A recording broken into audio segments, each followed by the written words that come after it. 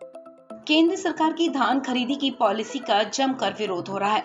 कई किसान संगठनों के नेता राजधानी दिल्ली आए हैं और बड़ी संख्या में जुटे प्रदर्शनकारियों के साथ धरना भी शुरू किया है। इसी बीच तेलंगाना के सांसद, एमएलसी और अन्य नेताओं के द्वारा आयोजित इस धरने में भारतीय किसान यूनियन के नेता राकेश टिकैत भी नजर आए।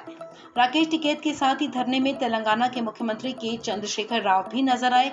राव की पार्टी के नेताओं का कहना है कि वो केंद्र की धान खरीद नीति के खिलाफ है। वहीं टिकैत ने कहा कि एक राज्य सरकार किसानों की फसल खरीद की मांग को लेकर केंद्र सरकार के खिलाफ धरने पर बैठे, ये शर्मनाक स्थिति है। केंद्र को सभी राज्यों के किसानों का एक एक दाने की खरीद सुनिश्चित करनी चाहिए, वरना किसानों को तो मजबूरन सड़क पर आना ही पड़ेगा। राकेश टिकैत ने एक बार फिर कहा कि सरकार को एमएसपी गारंटी कानून बनाना चाहिए।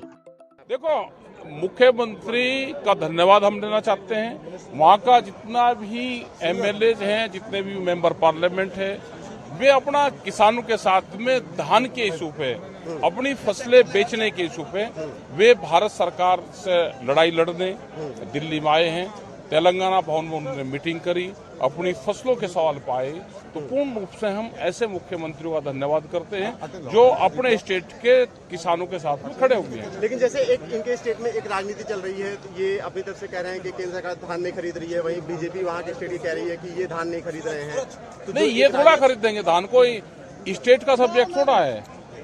एमएसपी गारंटी कानून सरकार का है, आप एमएसपी गारंटी कानून बना दो। सस्ते में धान की खरीद नहीं होगी, जो व्यापारी सस्ते में लूटता है वो लुटाई नहीं होगी। हमारी तो डिमांड यही है, भैया तो खरीद करो, इस पर गारंटी कानून बनाओ। आप बनाओ तो भाई 800 रुपए और 1000 रुपए में धान की खरीद करते हैं पेड़ी की, तो उससे नुकसान किसका होता है? नुकसान किसान का है।